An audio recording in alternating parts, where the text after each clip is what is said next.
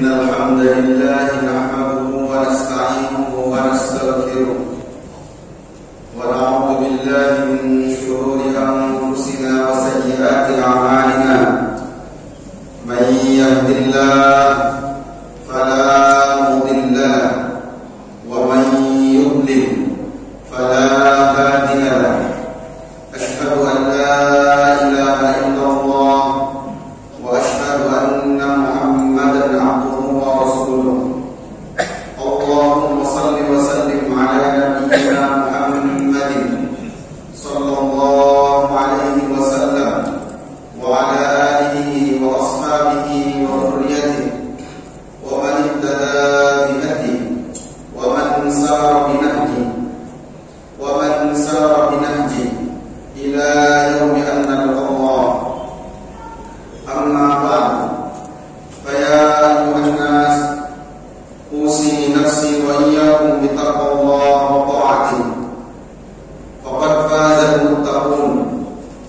أعوذ بالله من الشيطان الرجيم. يا أيها الذين آمنوا اتقوا الله حق تقاته ولا تموتن إلا وأنتم مسلمون. يا أيها الناس اتقوا ربكم الذي خلقكم من نفس واحدة وخلق منها زوجها وبث منهما رجالا كثيرا ونساء واتقوا الله الذي تساءلون به والأرحام إن الله كان عليكم رقيبا. يا أيها الذين آمنوا اتقوا الله وقولوا قولا سديدا يصلح لكم أعمالكم ويغفر لكم ذنوبكم ومن يطع الله ورسوله فقد فاز فوزا عظيما. وقال صلى الله عليه وسلم اتق الله حيثما كنت وأتبع السيئة الحسنة تمحها وخالق الناس بخلق حسن. وفي رواية فاتقوا الله واتقوا النساء. صدق الله العظيم وصدق رسوله الكريم ونحن على ذلك من الشاهدين والشاكرين. Jamaah salat Jumat yang dimuliakan Allah, marilah kita terus berupaya mewujudkan keinginan-keinginan kita yang secara hakikat, bahwa kita hadir ke muka bumi ini, keinginan kita yang sebenarnya adalah menjadi hamba Allah. Kita wujudkan itu dengan memperbanyak melakukan ketaatan-ketaatan kepada Allah dan menghindari apapun yang dilarang oleh Allah dan Rasulnya. Jamaah yang dimuliakan Allah, hakikat dari tujuan hidup, satu hal yang mesti kita sadari, kita pahami, kita rencanakan sebenar-benarnya, sehingga kita benar-benar mampu, kita benar-benar bisa mewujudkan apa yang ada di dalam diri kita. Dengan demikian kita mengerti bahwa tidak lain kita dihadirkan oleh Allah Subhanahu wa Ta'ala ke muka bumi ini kecuali untuk menambah bekal kebaikan kita. Ada nasihat indah dari Rasulullah Sallallahu Alaihi Wasallam. Nasihat ini dituliskan oleh Imam Bukhari dalam kitab Sahihnya, diletakkan di urutan ke-40 oleh Imam Nawawi di dalam kitab Arba'innya. Abdullah bin Umar radhiyallahu ta'ala anhu menceritakan, "Aqala Rasulullah sallallahu alaihi wasallam min kibayya." Suatu ketika Rasulullah memegang kedua pundakku. Wa qala, kemudian Rasulullah bersabda, "Kun fid dunya ka'annaka gharib." Wahai Abdullah bin Umar, jadilah engkau di dunia ini seperti orang asing, au abirun sabil, atau orang yang sedang dalam perjalanan. Wa qala Umar, Kemudian Abdullah bin Umar mengatakan, "Idza asbahta fala tantadhiril masa, wa idza amsayta fala tantadhiris sabah. Wa khudh min sihhatika li maradika, wa min hayatika li mautika." Abdullah bin Umar mengatakan, jika kamu berada di waktu pagi maka jangan tunggu waktu sore. Jika kamu juga berada di waktu sore, jangan tunggu untuk waktu pagi. Jadikan waktu sehatmu sebaik mungkin sebelum datang waktu sakitmu, dan jadikan masa hidupmu sebaik-baiknya untuk berbekal menuju kematian. Jemaah yang dimuliakan Allah, ada banyak sekali faedah yang bisa kita ambil dari hadis ini. Yang pertama, ketika seseorang sudah dekat dengan kita, maka nasihat itu akan mudah masuk kepadanya. Dan tanda kita dekat dengan seseorang adalah tidak hanya kata-kata kita yang menyentuhnya, tetapi kedua tangan kita juga bisa menyentuhnya. Itulah sebabnya di dalam fiqh dakwah disebutkan bahwa at-ta'lif qabla at-ta'rif.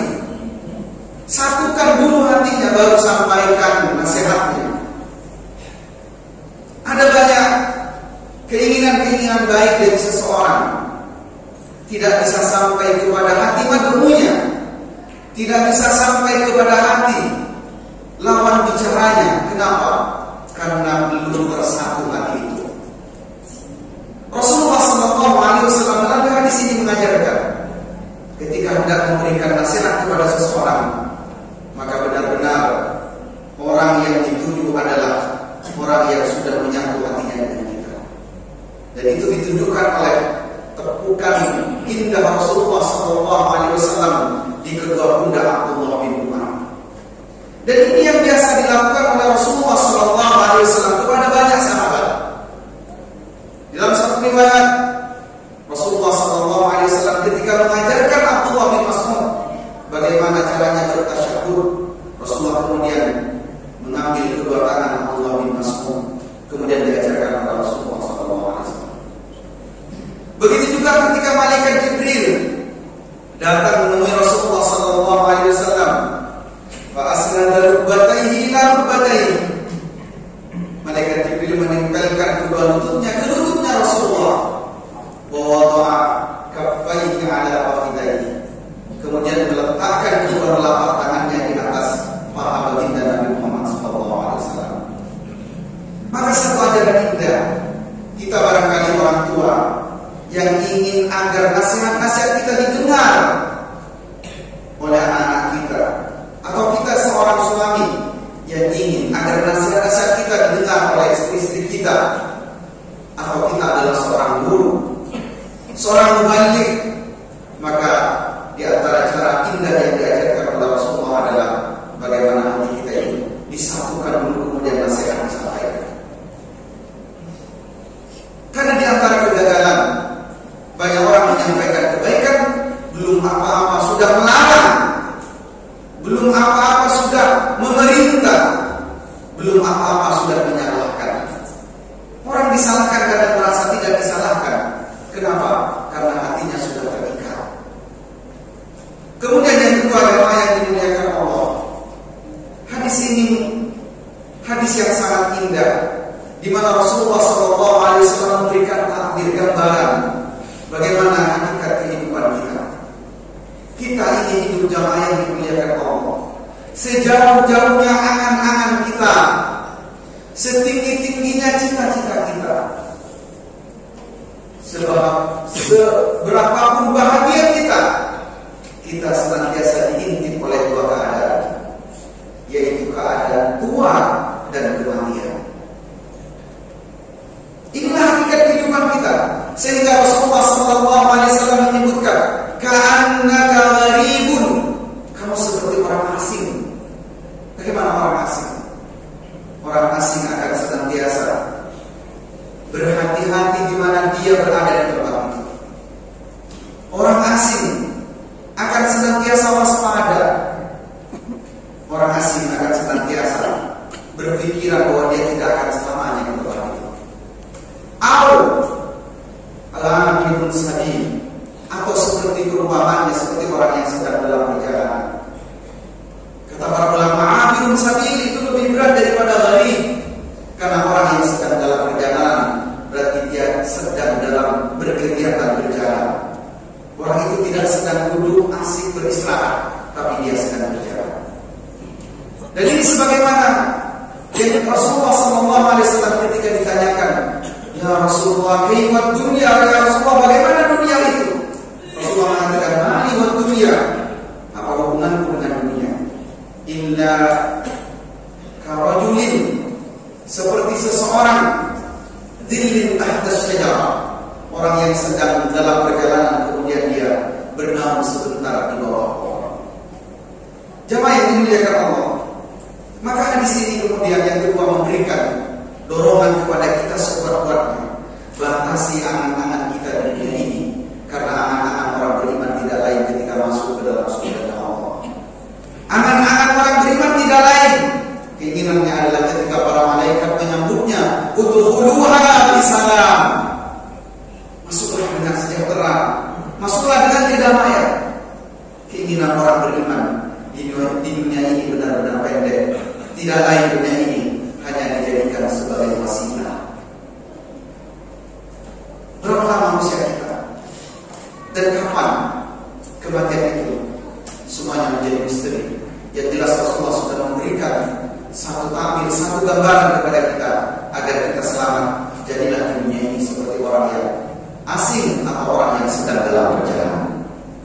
Kemudian yang ketiga, nasihat yang menyentuh hati seseorang, nasihat yang mampu ditangkap dengan hidayah, akan melahirkan kebaikan-kebaikan setelahnya, dan kebaikan itu tidak berujung.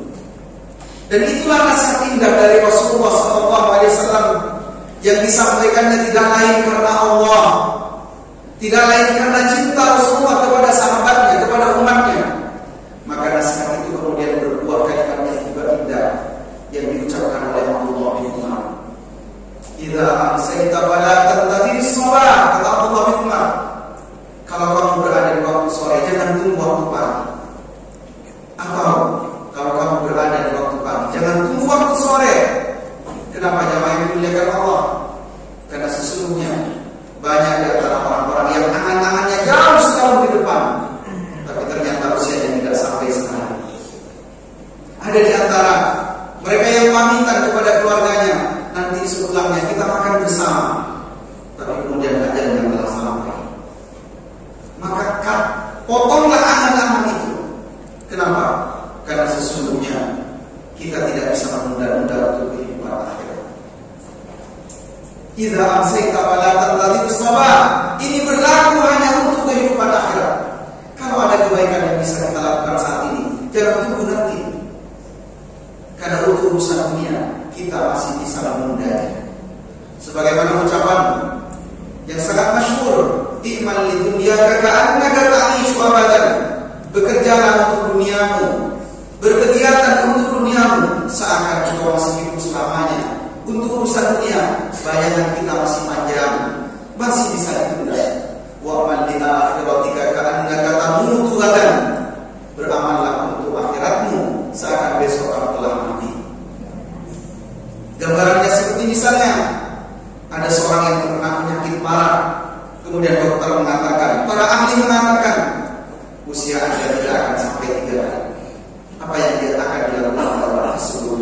Pasti akan melakukan banyak kebaikan. Ibadallah, hamba-hamba Allah yang dimuliakan Allah, nasihat indah ini tidak lain muncul karena nasihat indah yang didahului oleh Rasulullah SAW. Orang-orang yang mendapatkan nasihat dari kita, mereka akan mengeluarkan nasihat yang juga indah apabila kita menyampaikannya dengan ikhlas dan dia menerimanya dengan hidayah. Kemudian di antara keindahan dari kalimat yang diucapkan oleh Abdullah bin Umar adalah wa khudh min sihhatika limaratik. Jadikan waktu sehatmu sebelum datang waktu sakit. Ketika kita sehat jemaah yang dimuliakan Allah, kita bisa datang ke masjid, melaksanakan sholat berjamaah. Tapi banyak di antara saudara kita yang ketika sakit, angan-angannya sama dengan kita ingin datang ke masjid. Memang Rasulullah SAW mengatakan bahwa orang yang sedang dalam perjalanan atau orang yang sedang dalam sakit, maka orang itu tetap dicatat sebagaimana dia beramal seperti biasanya, sesuai dengan niatnya. Tetapi afdhaliyahnya, keutamaannya akan kalah dengan orang yang melaksanakannya. Mumpung kita masih sehat, mumpung kita masih kuat, maka perbanyaklah kita beramal, banyak lakukan ketaatan kepada Allah. Karena anak-anak orang yang sakit adalah mereka ingin cepat sehat. Meskipun ada sebagian di antara mereka ketika sehat itu dikembalikan oleh Allah, mereka lupa bahwa mereka akan banyak melakukan kebaikan. Kemudian yang terakhir, wa min hayatika limautik, hidupmu sebelum datang mati. Kita ini sekarang berada di alam dunia, tidak lain kita bagaimana agar bangga dengan kehidupan kita nanti di hadapan Allah. Tidak seperti orang-orang kafir dan orang-orang yang banyak berdosa. Hatta idza jaa ahadahumul maut qala rabbi irji'un. Ketika datang kepada mereka kematian, apa yang mereka minta? Irji'un, ya Allah, kembalikan kami ya Allah, la'alli a'malu salihah. Saya akan berbuat baik ya Allah, saya akan beramal saleh. Kalla innaha kalimatun yaqulha. Kata Allah, tidak, sekali-kali tidak.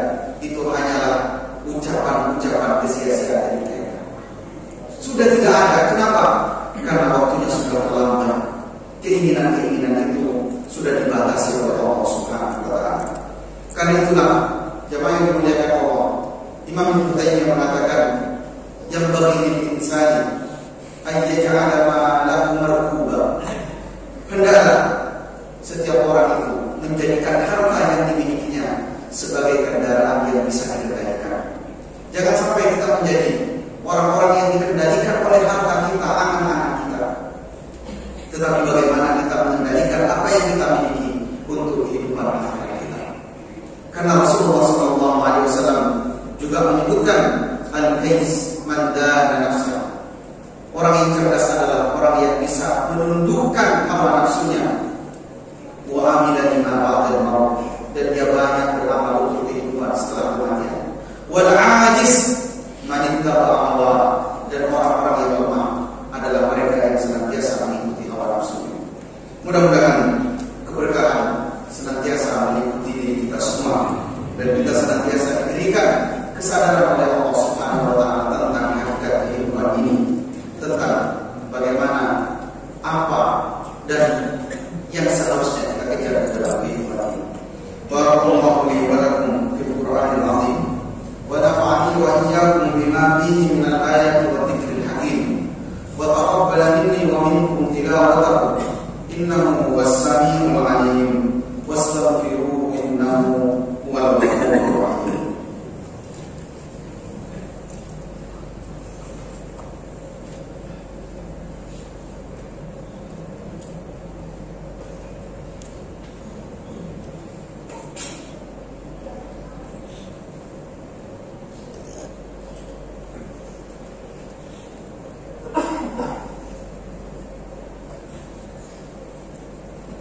Alhamdulillahi rabbil alamin.